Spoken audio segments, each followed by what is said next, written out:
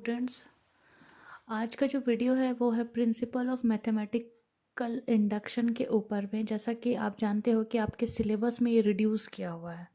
मैं पहले ही आपसे बात कर लूँ कि ये जो आपका जो टॉपिक जो मैं आज आपको क्लास दे रही हूँ जिसका उसका सिलेबस में ऑलरेडी उसको रिड्यूस किया गया है। कहने का मतलब है कि ये टॉपिक आपके अपकमिंग एग्ज़ाम्स या प्रमोशन टेस्ट का टॉपिक नहीं है। उसके बाद भी इस वीडियो को डालने का रीज़न सिर्फ़ और सिर्फ इतना है ताकि आप एक छोटे से कॉन्सेप्ट से अवेयर रहे और इसको छोड़कर चलना हमारे लिए बहुत यूज़फुल नहीं था और बहुत ज़्यादा टाइम आपका ये कंज्यूम नहीं करेगा। मेरे दिमाग के अंदर ये बात आई कि मैं एक छोटे छोटे 2-3 टॉपिक स्पेशली जैसे पीएमआई है उससे भी ज़्यादा इम्पॉर्टेंट बाइनोमियल थ्योरम को भी आपके सिलेबस से हटा दिया गया है। पर बाइनोमियल थ्योरम का आप यूज़ परमुटेशन कॉम्बिनेशन में करोगे, क्लास 12th में भी करोगे, तो मुझे बाइनोमियल थ्योरम के भी क्लासेस आपको देने हैं। तो आप ऐसा मत सोचिएगा कि ये तो रिड्यूस सिलेबस है फिर भी मैम ने इसका वीडियो बना के डाल दिया और हमें पढ़ना होगा। ऐसा सोच के आप इसको ना पढ़ें। आप इसको सिर्फ इसके कॉन्सेप्ट की जानकारी रखने के लिए आप पढ़े, आपको फर्दर यूटिलाइज होगा। इसलिए मैंने एक सिंगल पेज का वीडियो आपके लिए बनाया है। बहुत बड़ा कुछ नहीं है इसमें, एक छोटा सा कॉन्सेप्ट है। और सबसे इम्पॉर्टेंट और सबसे बेसिक चीज़ इसके ये है कि पीएमआई के सारे क्वेश्चन एक ही पैटर्न से बनेंगे। तो बहुत ज़्यादा समय हमें नहीं लगेगा, हार्डली 5 to 6 मिनट का वीडियो फॉर्म होगा। आप इस वीडियो को ज़रूर देखिए और इसके जो कॉन्सेप्ट है पीएमआई का उसको अपने दिमाग में रख के चलिए। कोई भी पढ़ी हुई चीज़ बेकार आपको नहीं जाएगी। तो चलिए स्टार्ट करते हैं। प्रिंसिपल ऑफ मैथमेटिकल इंडक्शन, जिसको इन शॉर्ट पीएमआई भी बोलते हैं। समरी ऑफ की फैक्ट्स, मैंने यहाँ पे एक टॉपिक लिखा। इसका मतलब क्या है? वो what is the procedure, how to find, या what is the working rule for PMI.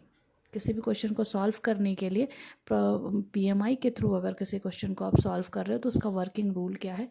दो ही कैटेगरी में इसको डिवाइड किया गया है। सबसे पहले हमें एक सीरीज़ नज़र आएगी इस क्वेश्चन में। वो सीरीज़ पी से रिप्रेजेंट किया जाएगा। यहाँ जो n है, स्मॉल n, वो आपके रियल नंबर नेचुरल नंबर को डिनोट करता है। ठीक है, यहाँ पे नेचुरल नंबर के क्वेश्चन ही आपको मिलने वाले हैं। तो क्या बोलता है कि let P N is the statement involving the natural number n such that. जो n है ना वो सिंपली नेचुरल नंबर को रिप्रेजेंट कर रहा है और कुछ कहने का मतलब नहीं है इसका। तो सबसे पहले क्या करना है ना कि 1 पुट करना है। उस n के प्लेस में हमें क्या पुट करना, 1। और 1 को चेक करना है कि जो दिया गया सीरीज़ है और उसका जो रिजल्टेंट वैल्यू है, यानी लेफ्ट हैंड साइड और राइट हैंड साइड दोनों को इक्वल होना चाहिए, उसको सेटिस्फाई करना चाहिए। तब उस केस में हम लोग क्या लिखेंगे, P1 is true for LHS and RHS both. उसके बाद हमें क्या करना है कि P1 जो स्टेटमेंट हमारा जो PN है ना उसमें हम लोग पहले 1 पुट करके चेक करेंगे। उसके बाद हम उसको K+1 यहाँ एक नंबर आ रहा है जो कि नेचुरल नंबर को ही बिलोंग करेगा। K+1 यहाँ पे जिसको नहीं समझ में आ रहा वो इस तरह से समझिए कि कोई भी सीरीज़ आपको n के रूप में दी गई रहेगी, फिर उसको आपको k के रूप में कन्वर्ट करना है और k के रूप में कन्वर्ट करने के बाद उसको K+1 के रूप में आप उसको प्रूफ करोगे।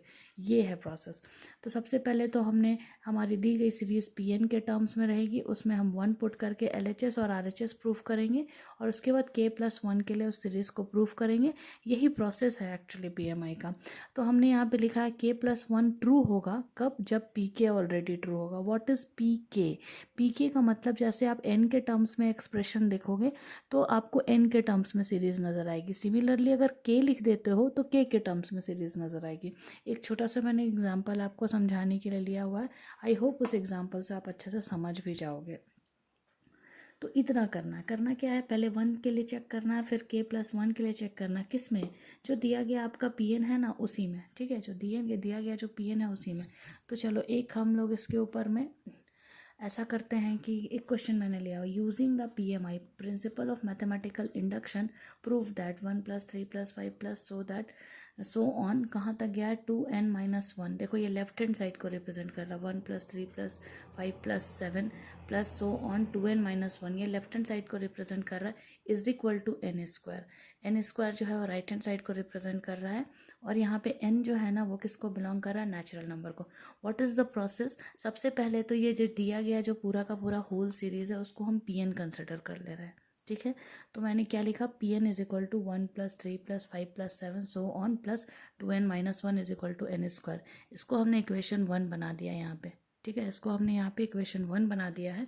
उसके बाद उसी इक्वेशन 1 में जैसा कि मैंने कहा था सबसे पहले यहाँ देखो n की वैल्यू 1 पुट करेंगे तो n की वैल्यू 1 पुट कर रहे हैं, तो लेफ्ट हैंड साइड में आप देख रहे हो कि कहाँ पे पुट होगा n की वैल्यू 1, यहाँ पे देखो क्योंकि n यहाँ पे नज़र आ रहा है, तो मैंने यहाँ लेफ्ट हैंड साइड के लिए 2 इंटू एन की जगह पे 1 लिखा, -1 तो 2 - 1 इज इक्वल टू 1 आया, ये लेफ्ट हैंड साइड है।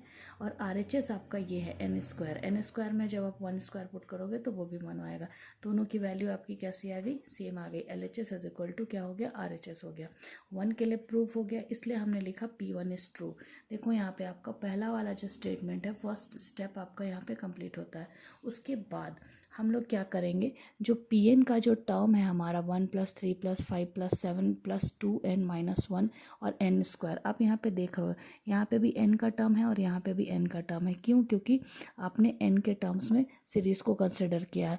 Pk+1 को प्रूफ करने के लिए आप जो सीरीज़ आपकी जो n के टर्म्स में है उसको k के टर्म्स में हम लिखेंगे। देखो हमने क्या चेंजेस किया, जैसे ही हमने यहाँ पे Pk लिखा 1 + 3 + 5 + 7 यहाँ तक तो सेम है, लेकिन जहाँ पे n था वहाँ पे k हो गया, चेक कर लो, जहाँ पे n था वहाँ पे k हो गया है। तो यहाँ पे पहले क्या था 2n - 1, अब यहाँ पे क्या हो गया 2k - 1 हो गया, ठीक है, इज इक्वल टू यहाँ पे n स्क्वायर था, यहाँ k स्क्वायर हो गया, ये इक्वेशन 2 हो गया। अब क्या करते हैं कि इसी इक्वेशन 2 में हम ऐड कर रहे हैं k+1 को, बहुत ध्यान से देखना।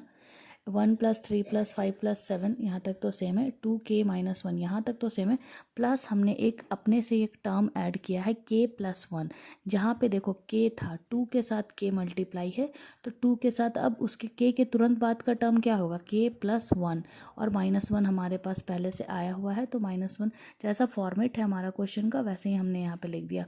2 × k - 1, तो 2 × k की जगह में क्या इंटू किया हमने, k+1 को इंटू किया है और -1। अब इसको हम लोग सॉल्व करके देख रहे हैं, तो अब इतनी दूर की जो वैल्यू देख रहे हो आप, इतनी दूर की जो वैल्यू है 1 + 3 + 5 + 7 + so on + k - 1, इसकी वैल्यू क्या है, k स्क्वायर है। देखो तो ये कहाँ से आ रही है, इक्वेशन 2 से आ रही है, तो इक्वेशन 2 से इस पूरे जगह के जगह में हमने वैल्यू लिख दिया k स्क्वायर प्लस ये वाली, तो इसको मल्टीप्लाई करो 2k + 2 - 1, 2k + 2 - 1, तो आपको अल्टीमेटली मिलता है k स्क्वायर प्लस 2k + 1, तो k स्क्वायर प्लस 2k + 1 किसका स्क्वायर होता है, होल स्क्वायर, k + 1 का होल स्क्वायर।